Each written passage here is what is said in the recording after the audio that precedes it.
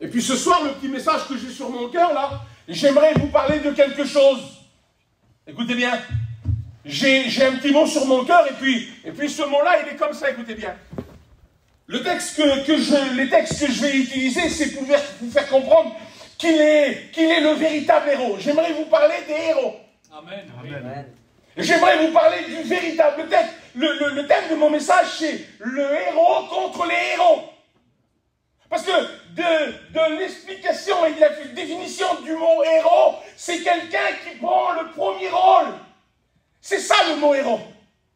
C'est celui qui vient dans ta vie, dans ton cœur, là, et puis qui prend le premier rôle. C'est celui qu'à un moment donné de sa vie, c'est l'homme le plus banal possible, où personne ne regarde sur lui, et à un moment donné, il y a un super pouvoir qui vient, et qui le saisit, et qui fait des choses extraordinaires, pas possibles aux hommes. Et puis à ce moment-là, les moments où il fait des choses qui n'est pas possible aux hommes, ça s'appelle du surnaturel, on devient un héros. Et puis, dans la vie d'aujourd'hui, il y a un homme avec une très grande intelligence. Il s'appelait Spike Lee. Et lui, de son imagination, il a sorti des centaines de héros. Et puis nous, on connaît ceux qui sont le plus connus. Ceux qui sont le plus connus, comprenez bien. Si je vous dis Superman, si je vous dis Batman, c'est sorti de son imagination. Et puis il a donné des noms. Il a donné des personnages, il a fait des personnages. Et tous ces personnages-là, moi j'aimerais vous en parler. J'aimerais vous parler des héros de Spike Lee contre les héros de la Bible. J'aimerais vous parler, peut-être pas du point positif, écoutez, j'aimerais vous parler des points négatifs de ces héros-là qui peuvent surgir dans nos vies. Puisque nous vivons une vie en Dieu, écoutez bien, ce message-là, il va parler aux chrétiens, aux rétrogrades, aux ceux qui sont éloignés, et ceux qui connaissent pas encore Dieu.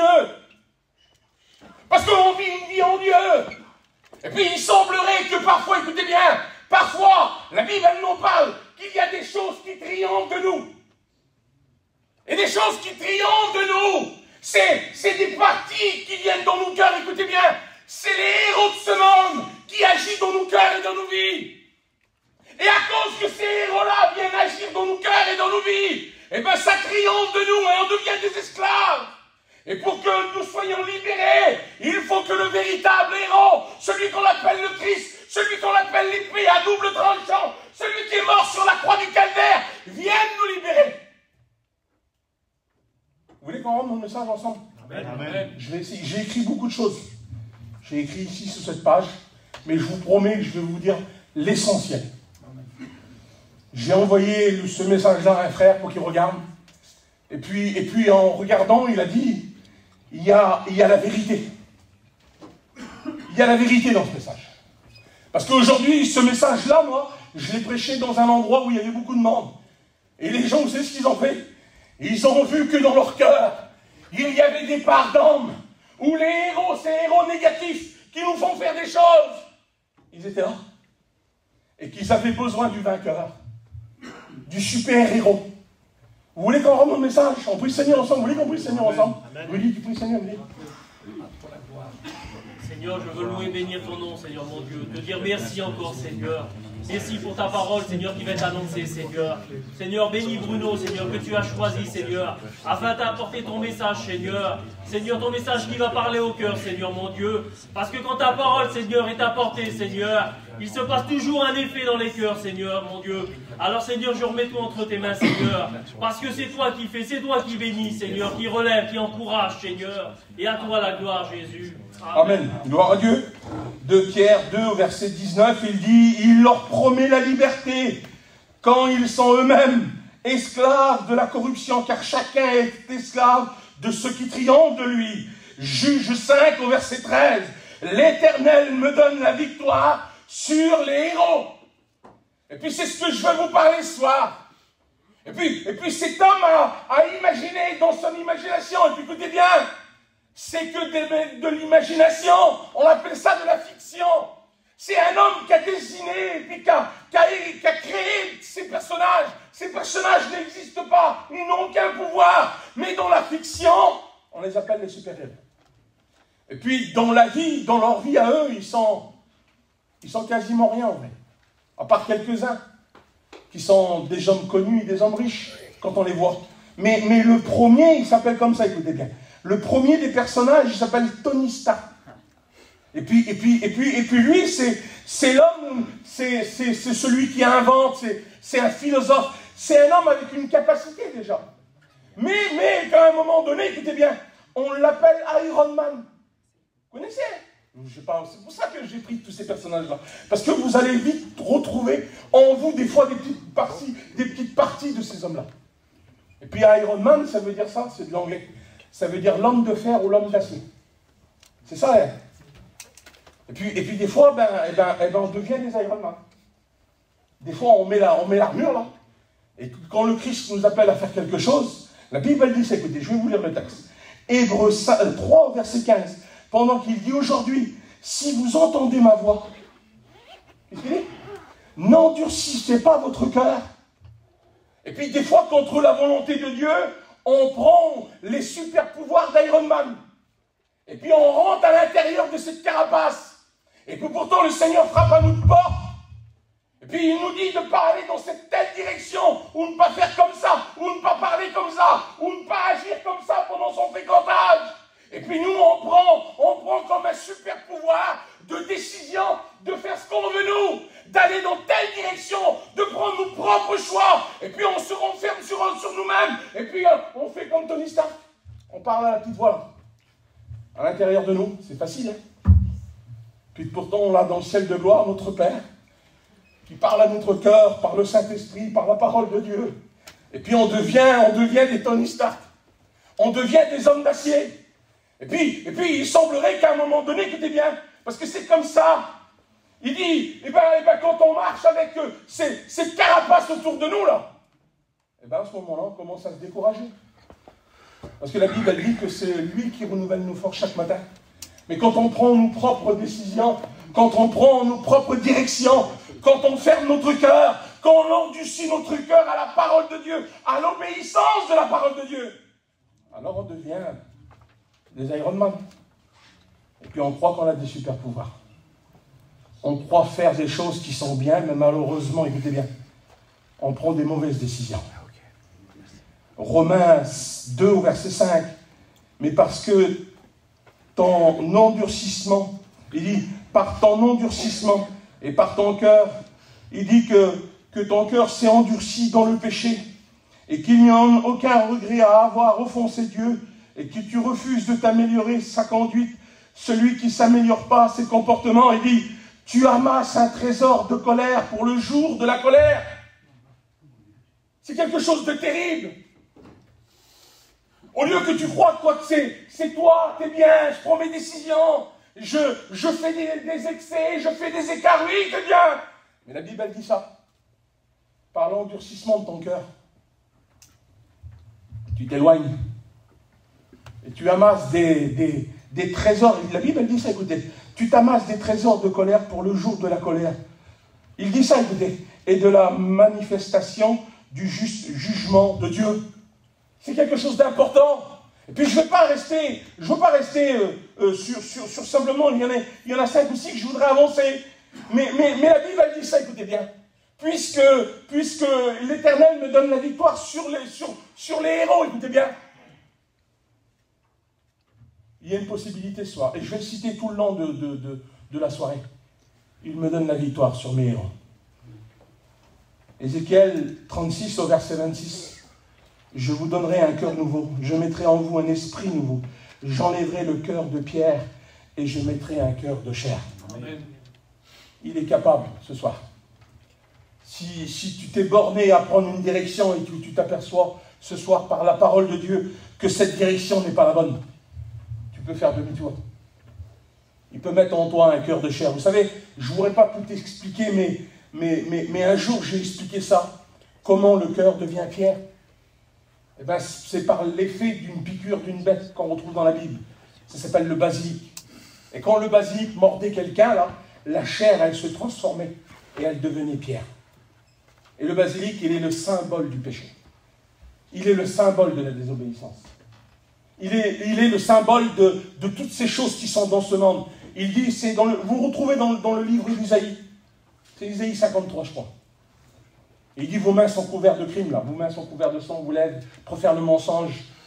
Il dit c'est ça, il dit qu'il y a des basiliques qui piquent, là. C'est cette bête-là. Le basilic, c'est une bête imaginaire. Écoutez bien, c'est le corps d'un lézard. Je crois que c'est le corps d'un serpent, une tête de lézard, un truc comme ça. C'est la représentation de la séduction et du péché. C'est cette représentation-là. Et quand il mord l'homme, là, eh ben, la chair, elle devient pierre.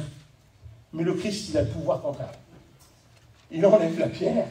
Il ne dit pas, je transforme le cœur en un. Il dit, j'ôterai le cœur de pierre et je mettrai un cœur de chair. Gloire à Dieu. On continue encore un petit peu. Hein? Le deuxième personnage, il s'appelle comme ça, écoutez bien. Il s'appelle Tony Stark. Peter Parker. Excusez-moi. Je vais mettre celui-là là. Il s'appelle Peter Parker. Il est journaliste. Il a des petites lunettes comme ça là. Il est gros comme ça. Il a 15-16 ans dans le premier. Et puis personne ne fait attention à lui. Et puis un jour, il va dans un laboratoire de son collège, là, de son lycée là. Et puis il y a une petite araignée qui sort. Et puis elle le pique. Et il y a encore histoire de morsure, les frères. En vrai. Et puis la petite araignée là, on le retrouve encore dans la Bible, hein, toutes ces choses-là. Eh bien, elle change son ADN. Elle change ce qu'il est.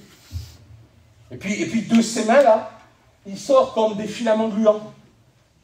Et quand il touche quelque chose, il s'y attache. Et puis c'est comme ça. Il y a des fois à l'intérieur de nous une partie de nous. Une partie de nous qui n'est pas encore détachée. Ou qui s'est réattachée. Parce que par la piqûre de la séduction, parce que celui qui séduit Adam et Ève, c'est un serpent. Il y a toujours une histoire de piqûre, de ce venin qui vient paralyser nos vies et qui change l'ADN. Vous savez, l'ADN, dans quoi on la retrouve? On la retrouve dans le sang. C'est ça, hein? L'ADN, on la retrouve dans le sang. Et puis le sang qui a versé à la croix du Calvaire, c'était le sang le plus pur. Imaginez-vous un petit peu. Et puis par la piqûre de ces choses-là, là, il vient changer l'ADN.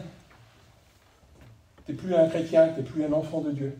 On appelle ça un rétrograde pour cacher un peu les mots. Mais tu n'es plus un enfant de Dieu. Et de tes mains, là, tes mains, ils vont s'attacher à des choses qui ne sont pas bonnes. Et puis c'est dur à détacher. En vrai, c'est dur. Hein? Il y a des gens qui sont chrétiens, ils sont rétrogrades, ils vont dans le monde, et puis ils s'attachent à des choses, et quand ils reviennent à Dieu, les choses les plus dures à faire, c'est de laisser par quoi ils sont attachés. Il y a des fois, dans le plus profond de notre cœur, c'est difficile pour moi le message, je l'ai dit tout à l'heure au frère. Je ne sais même pas si je vais aller jusqu'au bout, mais il faut, comprenez bien ce soir, c'est une nouvelle année. On n'est pas là pour juger, on n'est pas là pour pointer du doigt. Je ne suis pas là pour vous dire que vous êtes attachés au monde. Mais le message de ce soir, il peut vous dire, faites attention. Amen. Faites attention parce que l'éloignement est symbole d'attachement, mais d'attachement sur des terres étrangères. D'attachement à des choses qui ne sont pas bonnes.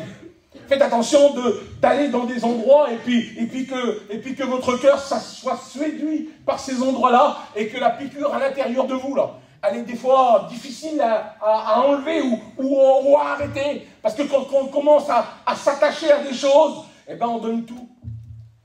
On se donne tout entier. La Bible, elle dit ça, écoutez bien.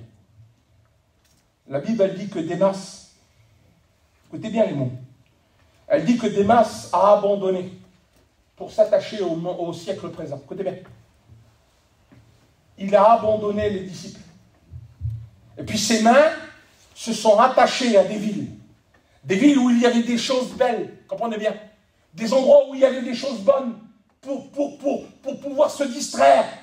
Et puis la Bible elle dit qu'il est parti à Thessalonique. Et ses mains se sont attachées là-bas, son cœur s'est attaché là-bas. Et puis, j'ai mis ça, ne vous conformez pas au siècle présent. Se faire piquer et son ADN avait changé, écoutez bien. Jérémie 40 au verset 4, il dit ça. Eh bien, j'enlèverai aujourd'hui les chaînes qui attachent les mains. Je vous l'ai dit tout à l'heure. Je veux pas trop rentrer dans les détails parce que ça va être trop lent et puis j'ai pas envie que vous soyez... Mais il peut enlever les choses qui vous attachent. En vrai devant Dieu. Il est le héros contre les héros. Il est celui qui peut nous bénir. Il est celui qui veut te donner la victoire. Amen. Il est celui qui peut te donner la victoire. Sur les choses qui te tiennent attaché. Sur les liens qui te tiennent attaché. Je ne sais pas moi, tu es peut-être jeune et puis dans ta vie, tu as peut-être des liens. Je ne connais pas ta vie moi. Je ne connais pas ton cœur. Tu essayes de t'efforcer à venir aux réunions, à suivre le Seigneur. Mais tu t'aperçois que tu ne peux pas avancer pleinement parce que tes mains s'attachent à des choses. Mais lui, il veut te donner la victoire ce soir. Amen. Non seulement il veut te donner la victoire, mais il peut te donner la victoire. On continue? Amen. Hein? Il n'en reste pas beaucoup, il va en rester 3, je vais essayer de m'en passer quelques-uns. Le prochain, il s'appelle Bruce Wayne. Vous connaissez, hein? C'est un génie, j'ai mis moi, alias Batman. Batman, c'est l'homme chauve-souris. C'est l'homme des ténèbres. C'est ça. Hein? Il vient et il surgit dans l'obscurité. Il vient et puis quand la nuit tombe, pas quand le jour est là, hein, parce que quand le jour est là, écoutez bien, tout va bien. Tout est bien. En vérité, tout est bien. Mais quand les ténèbres arrivent, quand la nuit arrive, comment ça se passe chez toi? Comment ça se passe dans ton petit camping quand la nuit est là? Comment ça se passe comme le jour s'est tombé là, et puis que les lumières commencent à s'allumer? Est-ce que c'est pour toi quelque chose de bien, où tu vas passer un moment de prière, où tu vas être avec ton copain au téléphone, ou ta copine au téléphone, et tu vas dormir en paix? Ou est-ce que ça va être comme cet homme-là, un moment de ténèbres, un moment où tu as peur, où tu as crainte, où dans ton cœur, tu redoutes la nuit, tu redoutes l'obscurité? Comment est ta vie? On l'a dit tout à l'heure, il l'a dit, Bouba. Bartimée vivait dans les ténèbres. Imaginez-vous une vie dans les ténèbres. Et il y a des jeunes qui vivent comme ça. Il y a des jeunes, ils ne dorment pas toute la nuit complète, tellement qu'ils sont mal à l'intérieur d'eux. Et puis ils se lèvent, il est 5, 6 heures du soir. Et puis la vie, elle est contraire. On dort la journée parce qu'on a point peur, parce que la journée, le monde est autour de nous, les lumières sont là. Et puis la nuit, on ne dort pas. Parce qu'il fait nuit dehors. Et puis parce qu'à l'intérieur de nous, à un petit moment donné, là, il y a Bruce Wayne qui apparaît. Il y a Batman qui apparaît. Et puis on vit cette vie-là. On vit une vie de ténèbres. On vit une vie où l'angoisse est là, où les difficultés sont là. Vous savez, Je ne comprends pas. ce que le diable veut faire. Vous savez ce qu'il veut faire? L'histoire, vous la retrouverez dans le livre des Rois 1, Roi 21, au verset 1er. C'est l'histoire de Naboth et sa vigne, où le diable il veut échanger. Il veut donner, il dit, je vais te donner des belles choses, moi. Je vais te donner ça, je vais te donner ça, mais en échange, donne-moi ta vigne. Et Naboth, il répond ça, lui. Que l'Éternel me garde de te donner l'héritage de mes pères. Il ne faut pas faire échange. Il ne faut pas donner ta paix. Il ne faut pas donner la joie. Il ne faut pas faire échange. Il n'y a rien à la hauteur de la paix et de la joie du cœur. Il n'y a rien. Le Christ nous a laissé sa paix et sa joie. Amen. On ne doit pas marchander cette paix et cette joie. Gloire à Dieu. Amen. Le Christ, il dit, je suis venu comme une lumière dans ce monde, afin que quiconque croit en moi ne demeure plus dans les ténèbres. Il veut nous éclairer. Vous savez, il veut nous éclairer chaque instant, chaque jour, mais ce n'est pas une lumière matérielle. Il veut éclairer nos cœurs. Il garde nos cœurs et nos pensées. La Bible, elle dit qu'il est tous les jours avec nous. Il y a une version dans les Bibles les plus anciennes, il dit ça, le texte. Je suis avec vous jour et nuit. C'est différent, hein? Parce que si on dit il est toute la journée avec moi, c'est que la journée. Il dit je suis tous les jours. Quand nous, on penserait qu'il est simplement quand il fait jour, non. Mais le texte dit ça. Je suis jour et nuit avec vous. Il est avec nous. Nous ne sommes pas seuls. Il bénit nos cœurs. Gloire à Dieu. On continue, je ne sais pas quelle heure il est, les copains, je me dépêche.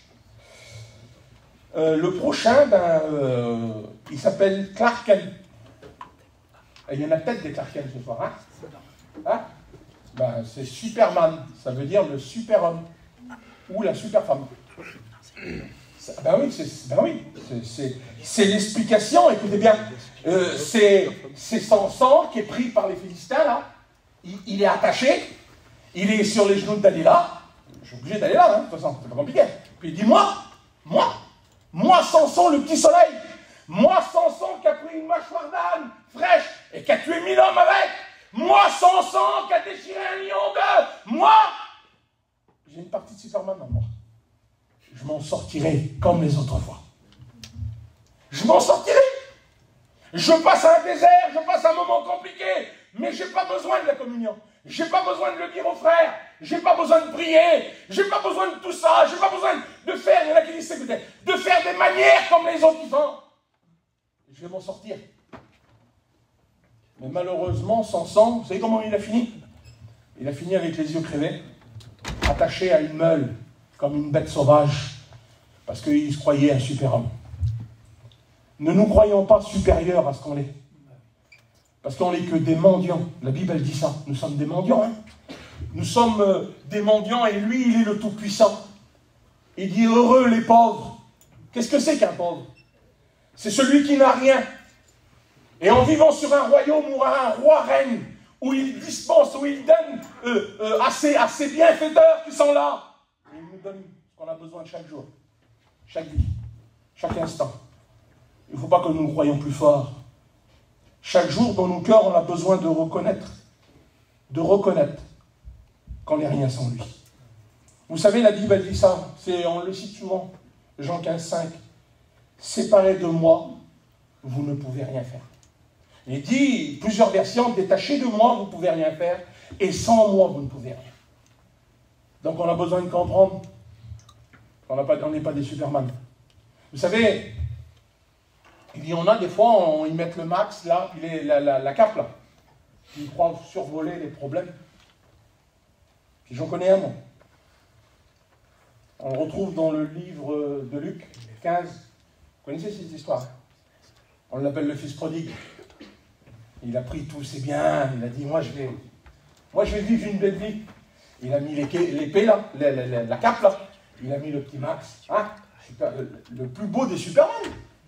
Jeune, plein de sous, tout ce qu'il fallait, un père riche, tout ce qu'il fallait.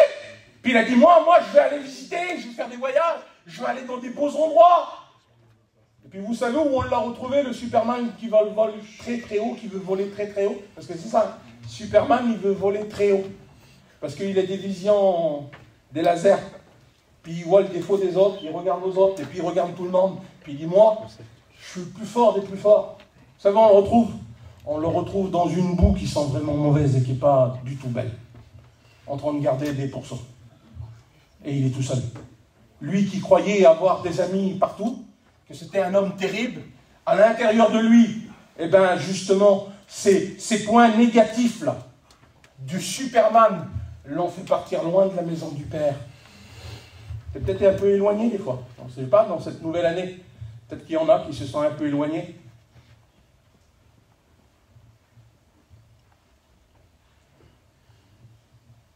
C'est bon?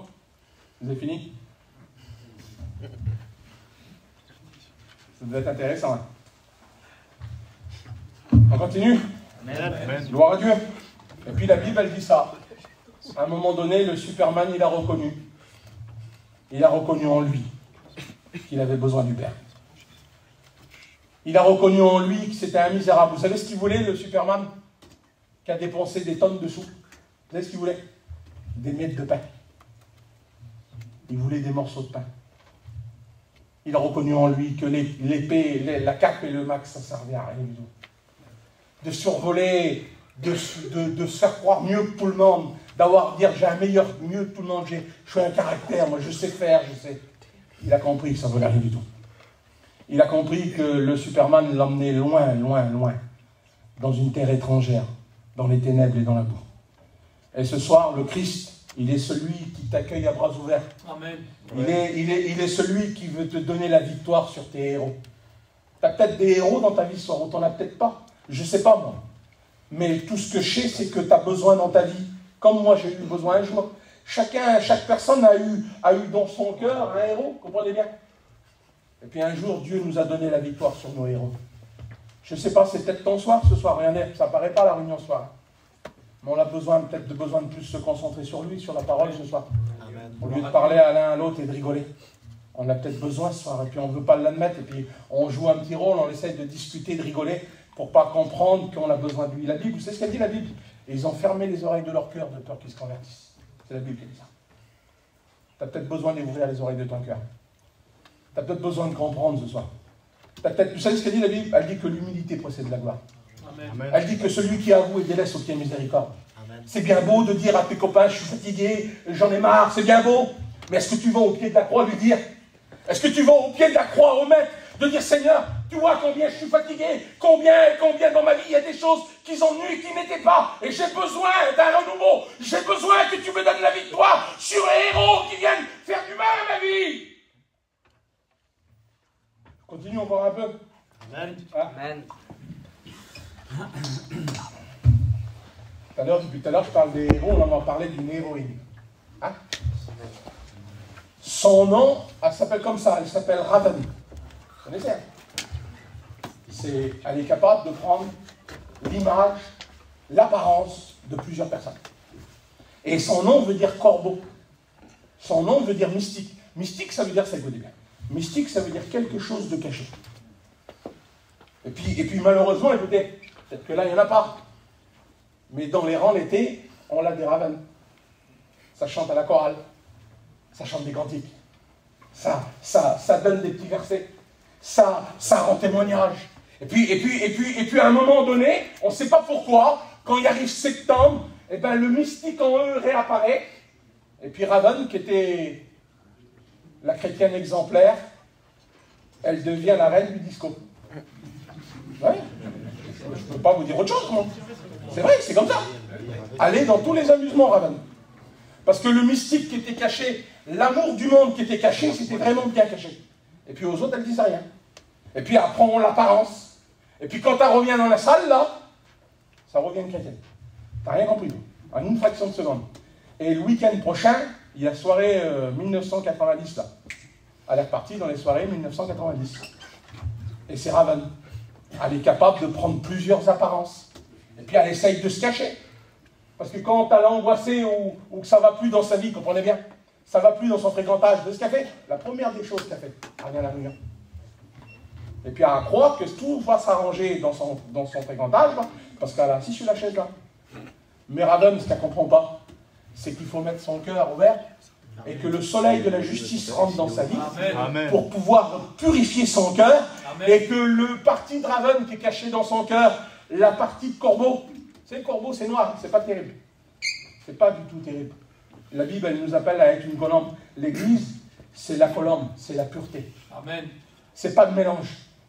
Et puis il y a dans le livre d'un roi au verset 14, il y a cette histoire, vous connaissez.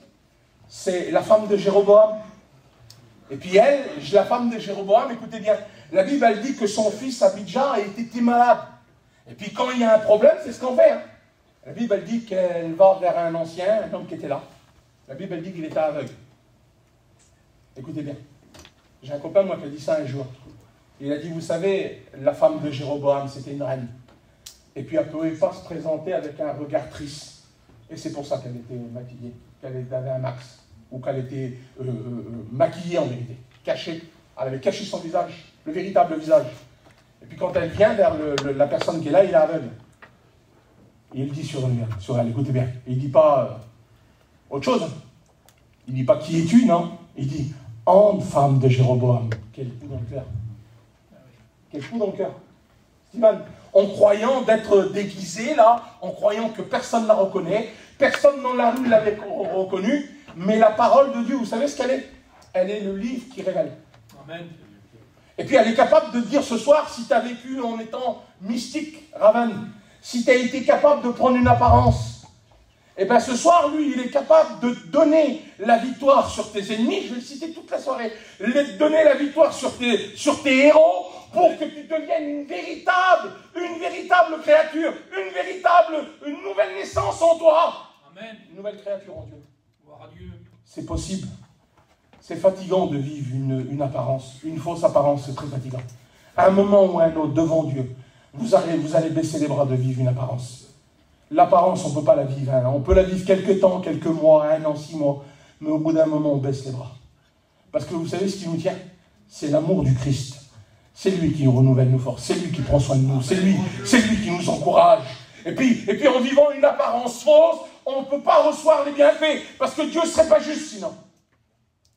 Dieu bénit ses fidèles. C'est pas comme ça, Michel? Dieu bénit ses fidèles. Il honore la fidélité. Gloire à Dieu, on continue? Vous voulez qu'on continue? Amen. Alors celui-là, il en reste 2.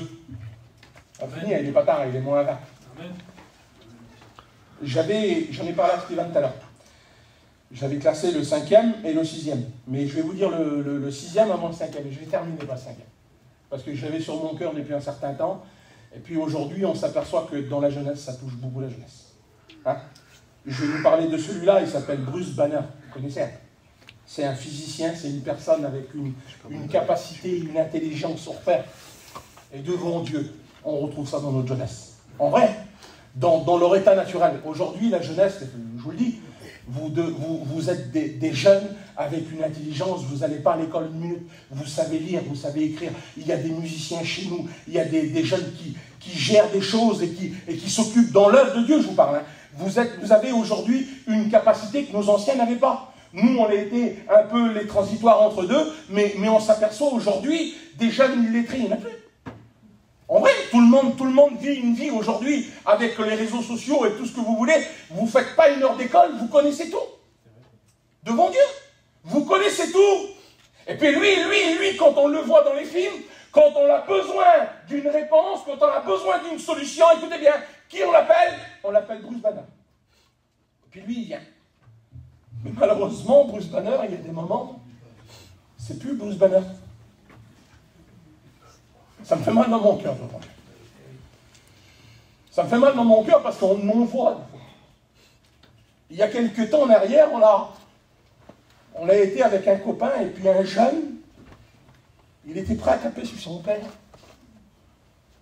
Parce que Bruce Banner, là, à un moment donné, quand les choses ne vont pas comme lui il veut, eh bien ça devient l'incroyable Hulk. C'est incroyable. Il est dans l'œuvre de Dieu. Il joue de la guitare.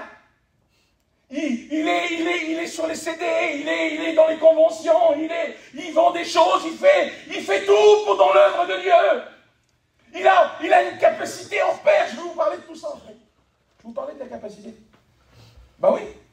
Je vais vous parler dans les 2 sens de la capacité. Je suis obligé.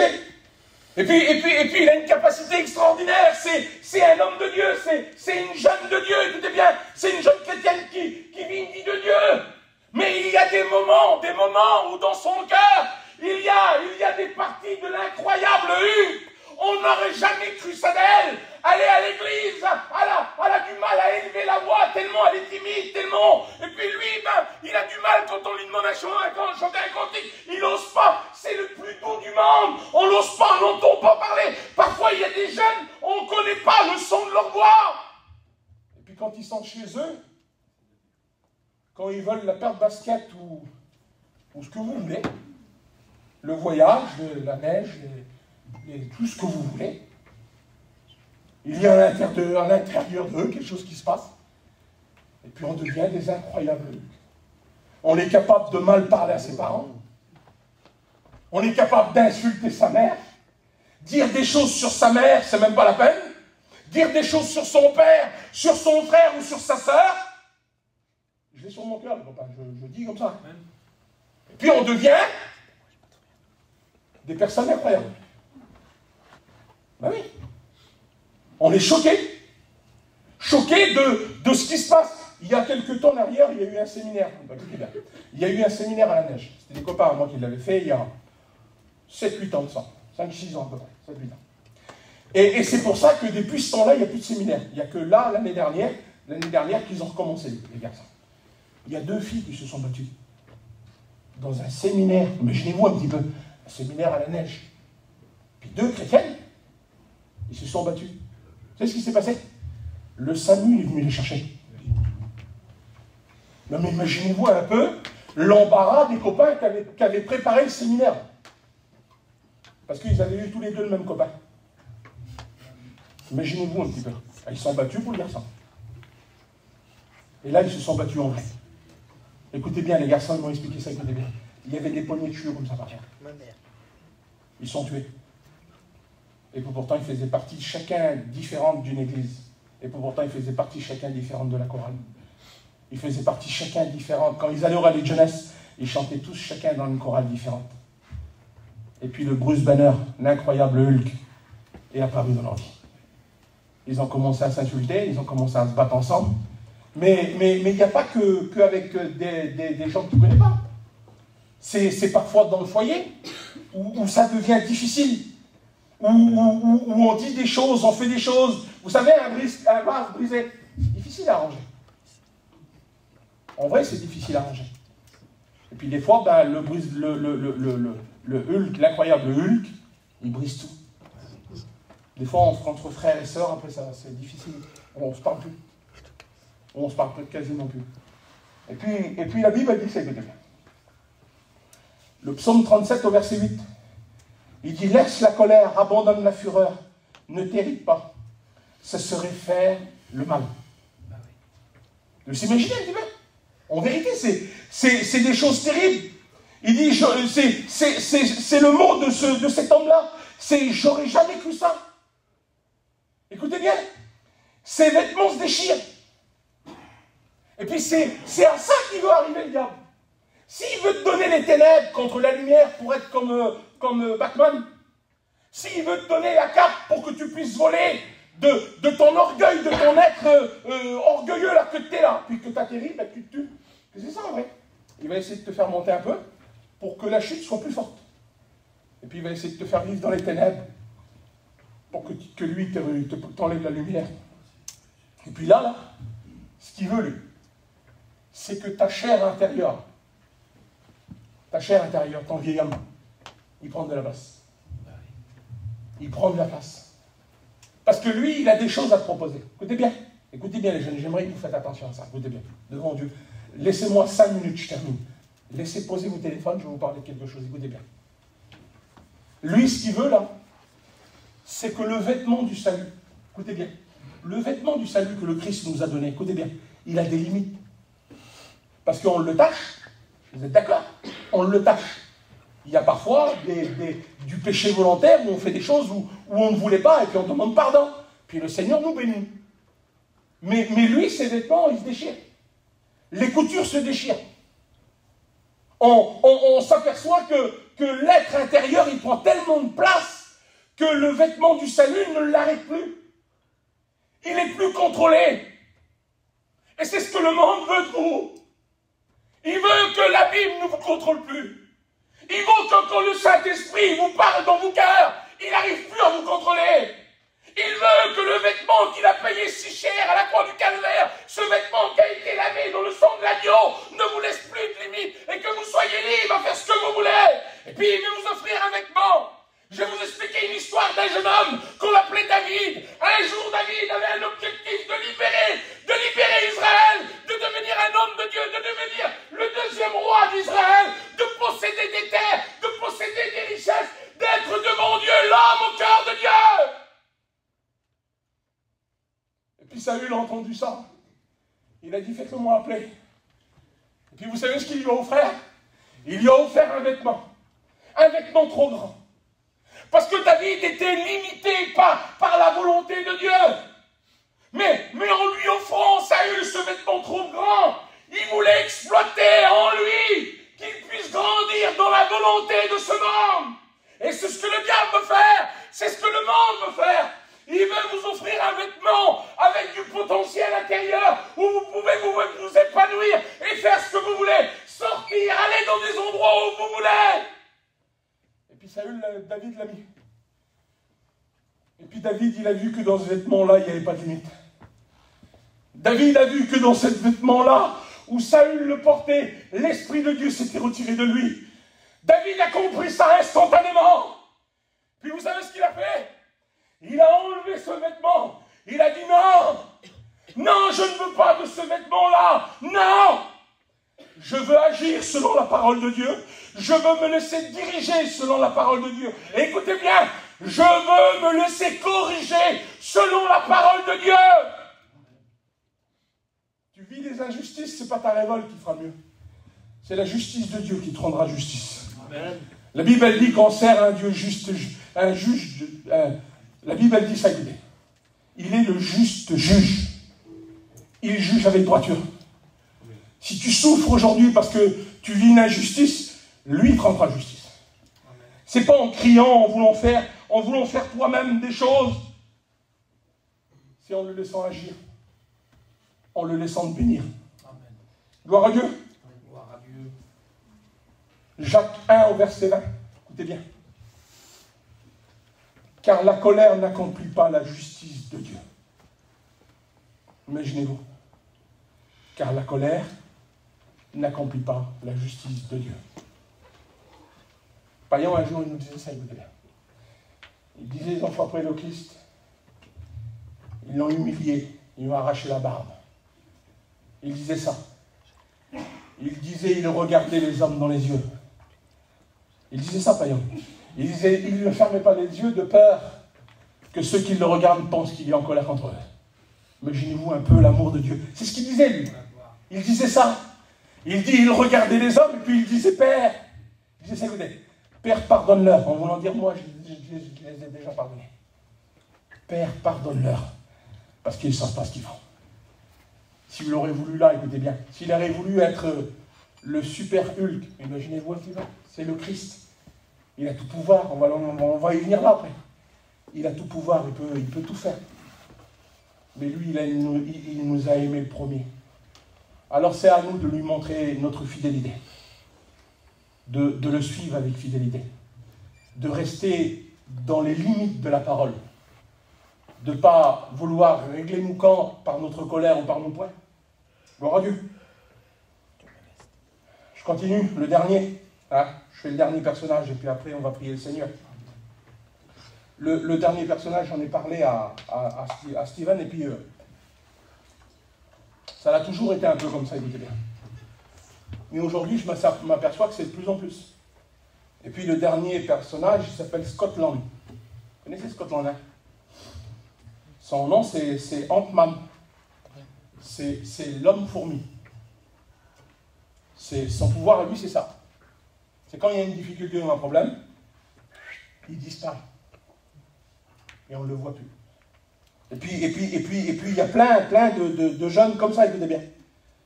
Ou quand on a besoin d'eux, quand on a besoin qu'ils chantent, quand on a besoin qu'ils témoignent, ils disparaissent.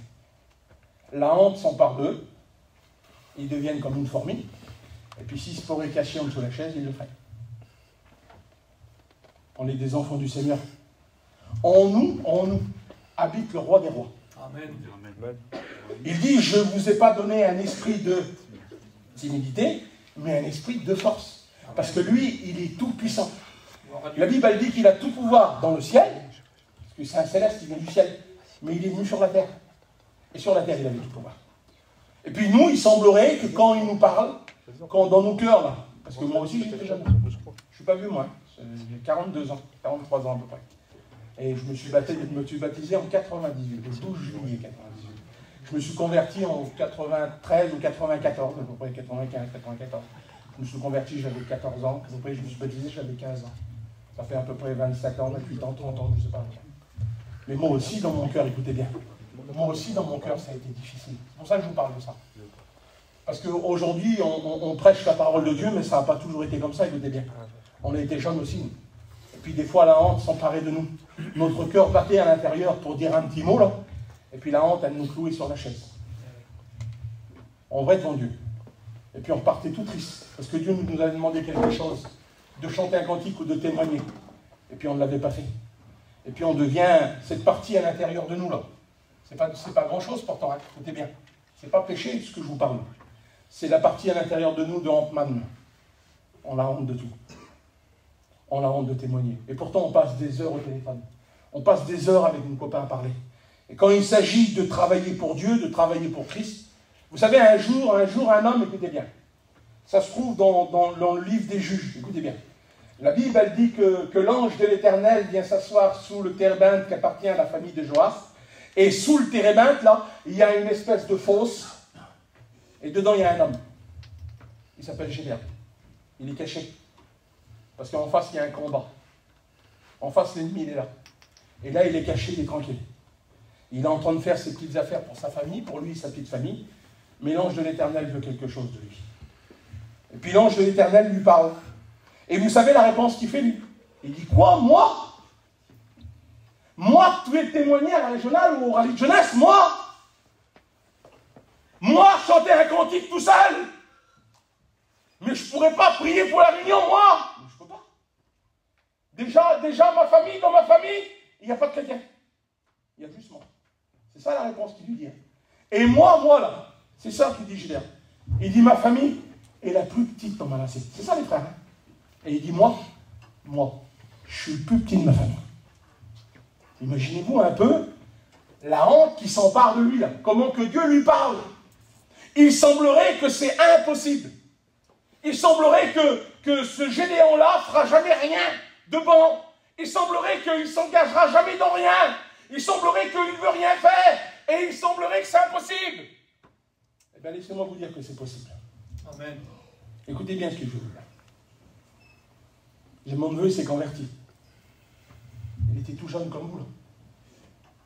Et puis, dans la salle qu'on avait chez nous, c'était une salle à peu près la moitié de ça, on mettait 150 personnes dedans.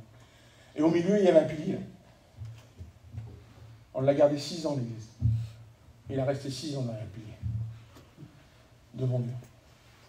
Il est passé par les eaux du baptême, il s'est converti, c'est un chanteur, il s'est tombé, il prêche aujourd'hui, c'est un prédicateur. Mais pendant 6 ans, le diable, il l'a mis là-bas, puis il l'a laissé là. Il venait avant tout le monde. Il venait à 7h30, 8h, une demi-heure avant tout le monde, pour avoir la place derrière le pilier. Puis il se mettait là. Et sa vie, c'était ça. Il aimait le Seigneur de tout son cœur, mais il restait derrière le pilier.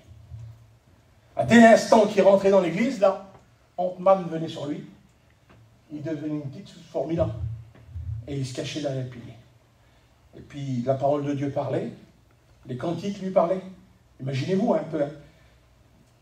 Il ne priait jamais, il ne participait jamais à la Sainte Seine. Écoutez bien, il ne venait jamais distribuer avec nous la Sainte Seine. Il faisait toutes les tâches que l'Église avait besoin. C'était un chrétien en part entière, il est passé par les eaux du baptême. C'était un fervent chrétien, comprenez bien. Mais il était tellement honteux qu'il a resté 6 ans dans la pilier. 6 ans de sa vie. Puis aujourd'hui, des fois, on en parle. Il est prédicateur, il est responsable d'une église aujourd'hui. Si vous sauriez le mal dans son cœur, ça y fait comme on parle de ça. 6 ans de sa vie, 6 ans cachés là-bas par la honte dans son cœur. Imaginez-vous un petit peu. La Bible, elle nous demande de racheter le temps. Elle ne nous demande pas de perdre du temps. Elle nous demande de racheter le temps. Alors écoutez bien. L'Éternel me donnera la victoire sur les héros. La Bible, elle dit ça, écoutez, je vais arrêter là. La Bible, elle dit que « Mais l'Éternel est avec moi comme un héros. » Comment? Puissant. Alors, dans cette soirée, je l'ai dit tout à l'heure, écoutez bien, notre Seigneur Jésus-Christ, il a tout pouvoir, c'est le héros véritable, c'est le héros puissant. Jésus s'étant approché, il leur parla, il dit « Tout pouvoir m'a été donné dans le ciel et sur la terre. » Il dit qu'afin que vous sachiez que le Fils de l'homme a sur la terre le pouvoir de pardonner les péchés. Il a ce pouvoir. Les petits héros que je vous ai dit depuis tout à l'heure, comprenez bien, je les ai utilisés pour vous imaginer votre vie, mais ils n'existent pas. C'est l'inventation et l'imagination de la fiction. Ils n'existent pas. On a un ennemi qui est puissant. On l'appelle le diable. Mais on a un Père qui est tout puissant. Et c'est lui qui a les véritables pouvoirs. Jean 10 au verset 18, personne ne m'ôte ma vie, personne ne me la ôte, mais je la donne moi-même. J'ai le pouvoir de la donner, j'ai le pouvoir de la reprendre. Il est le Tout-Puissant. Il s'est donné à la croix du calvaire. Gloire à Dieu. Mais à tous ceux qui l'ont reçu, à ceux qui croient en son nom, il leur a donné le pouvoir. Et à nous aussi, nous donnons la gloire. Il leur a donné le pouvoir de devenir enfants de Dieu. Amen. Imaginez-vous un petit peu. Il nous a donné ce véritable pouvoir. Ce pouvoir qu'aucun homme ne mérite. C'est de devenir enfant de Dieu. Nous sommes enfants du Tout-Puissant, de celui qui a tout pouvoir. Et puis on laisse apparaître dans nos vies des fois des défaillances, des manquements, des choses qui viennent dans nos vies, qui viennent ralentir notre vie en Dieu, qui viennent nous empêcher de s'épanouir en Dieu, et qui voudraient bien enlever les limites que Dieu nous a laissées dans nos vies par justement l'accomplissement de sa parole. Alors vous savez ce que je vais faire? Je ne vais pas aller plus loin.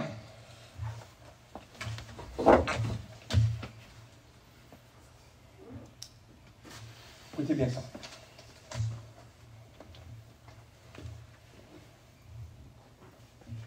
C'est ce qu'il est en train de te dire ce soir. Vous voulez qu'on coupe les francs? Est-ce que vous voulez qu'on coupe les francs quelques instants? Amen. Isaïe 3, verset 25. Écoute la promesse de Dieu ce soir. Tes hommes tomberont sous le glaive et tes héros dans le combat. Si dans cette soirée, tu décides dans ton cœur de vivre ce véritable combat, cette véritable vie en Dieu, alors il te promet que ceux qui te font du mal, ceux qui essayent de t'éloigner, ces choses qui te font du mal, ces choses qui te ralentissent, tous ces héros que j'ai cités, il va les faire tomber sous son glaive, sous le glaive de la parole. Alors je ne sais pas dans cette soirée comment est ta vie, écoute bien. J'aimerais que tout le monde coupe les francs quelques instants.